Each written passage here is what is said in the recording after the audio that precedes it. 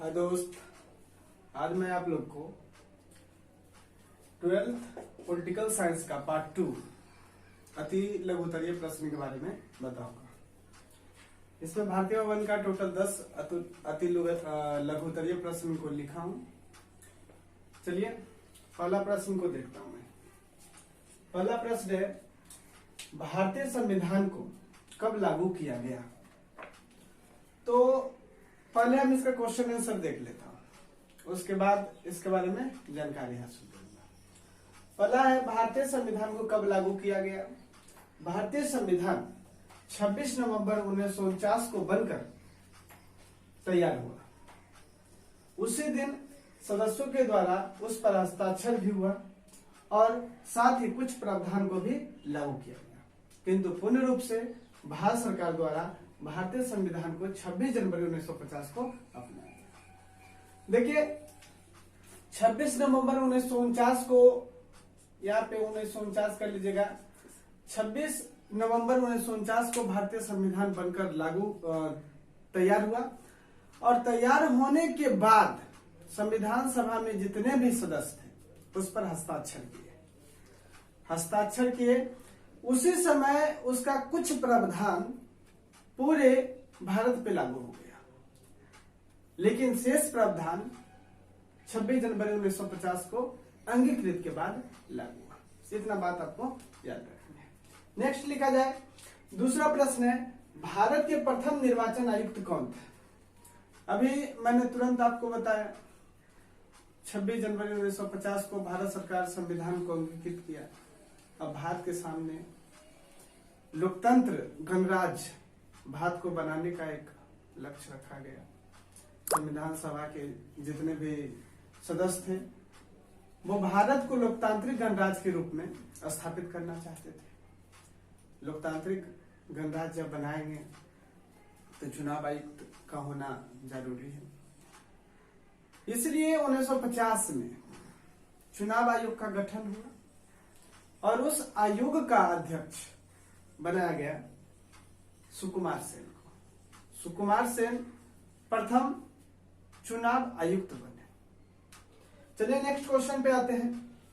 तीसरा क्वेश्चन है, भारत में प्रथम आम चुनाव कब कराया गया? भारत में प्रथम आम चुनाव के बारे में पूछ रहा है, तो पहले इसको हम देख लेते हैं। भारत में प्रथम आम चुनाव अक्टूबर 1951 से फरवरी 1952 तक देश में प्रथम आम चुनाव कराया गया। अब यहाँ पे आपको समझना है, प्रथम आम चुनाव से पहले सरकार कैसे थी?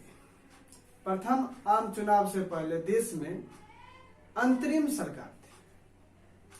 अंतरिम सरकार बोले तो कैबिनेट सरकार के द्वारा चुना हुआ सरकार को अंतरिम सरकार कहा। अंतरिम सरकार में प्रधानमंत्री जवाहरलाल नेहरू थे। देश में 1951 में चुनाव प्रारंभ हुआ और 1952 तक चला। 1952 के बाद कांग्रेस को भारी विजय मिली। पुनः प्रधानमंत्री जवाहरलाल नेहरू हुए। चलिए नेक्स्ट क्वेश्चन देखते हैं। चौथा क्वेश्चन तो हो गया। पांचवा क्वेश्चन देखते हैं।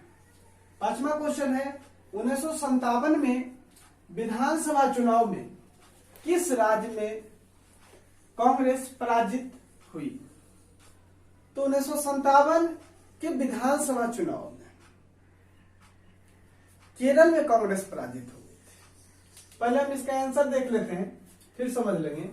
1957 में विधानसभा चुनाव में केरल में कांग्रेस पराजित हो गई। इस चुनाव में कुल 126 सीटों में कांग्रेस को मात्र 43 सीटें प्राप्त हुई, जबकि आईसीपी को 60 सीटें प्राप्त हुई। आईसीपी का मतलब इंडियन कांग्रेस पार्टी। भारतीय राष्ट्रीय कांग्रेस को जो है 60 सीटें मिली और भारतीय राष्ट्रीय कांग्रेस केरल में सरकार बनाया। आपको समझना होगा कि उस समय केरल में 126 सीटें थी। 126 सीटें पर जब चुनाव हुआ तो कांग्रेस को मात्र 43 सीटें मिली, जबकि आईसीपी को 60 सीटें मिली। आईसीपी अनेक पार्टी से गठबंधन कर सरकार का निर्माण किया। नेक्स्ट क्वेश्चन इसके बाद में जो लिखा हुआ है उसको देख लेते हैं, उसके बाद पूरा समझ लेंगे। नेक्स्ट क्वेश्चन है, सर्वप्रथम भारत के किस राज्य में भारतीय कम्युनिस्ट पार्टी की सरकार बनी? तो अभी तुरंत मैंने आपको बताया कि केरल में चुनाव हार गए थे जवाहरलाल नेहरू की पार्टी यानी भारतीय राष्ट्रीय कांग्रेस विधानसभा चुनाव में। तो पहले इसको देख लीजिए। सर्वप्रथम केरल राज्य में भारतीय कम्युनिस्ट पार्टी की सरकार बनी और वहां मुख्यमंत्री के रूप में एमएस नंबूदरीपाद शपथ ग्रहण किए। दोनों क्वेश्चन को हम बारीकी से समझते हैं। दोनों क्वेश्चन में है क्या? क्वेश्चन कर रहा है कि केरल के बारे में, केरल के चुनाव के बारे में। दोनों क्वेश्चन उसी से रिलेटेड है, तो हम केरल के चुनाव को समझ लेते हैं। पहले चुनाव जो होता था दोनों एक साथ होता था, चाहे लोकसभा का चुनाव हो या विधानसभा का चुनाव हो। लोकसभा में तो भारी बहुमत के साथ 1957 के चुनाव में कांग्रेस विजय हासिल की, किंतु केरल में विधानसभा चुनाव में हार गए। विधानसभा चुनाव में केरल की कुल 126 सीटें थी, जिसमें मात्र कांग्रेस को 43 सीटें प्राप्त हुई, जबकि कम्युनिस्ट पार्टी को 60 सीटें प्राप्त हुई। कम्युनिस्ट पार्टी अदर पार्टी से, अन्य पार्टी से गठबंधन कर करके सरकार का निर्माण किया। इस सरकार का नेतृत्व यानी मुख्यमंत्री के रूप में शपथ ग्रहण जो किए उनका नाम था नंबूदरीपाद।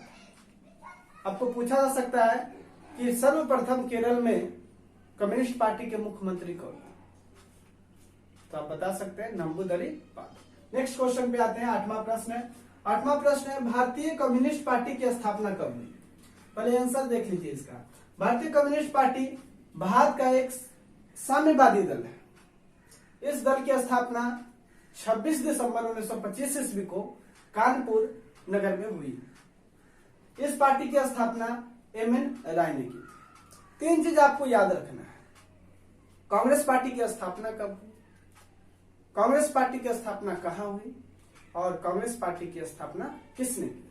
तो यहां आपको लिखा है 26 दिसंबर 1925 26 दिसंबर 1925 को कांग्रेस की स्थापना हुई। कहां हुई? कानपुर में हुई। किसने की? एमएन राय ने की। एमएन राय। ठीक है, नेक्स्ट प्रश्न पे आते हैं। भारतीय जनसंघ के उद्देश्य क्या थे? देखिए, भारतीय जनसंघ के उद्देश्य क्या थे, पहले इसको हम देख लेते हैं ना। भारतीय जनसंघ का गठन 21 अक्टूबर 1951 ईस्वी को डॉक्टर श्याम प्रसाद मुखर्जी ने किया।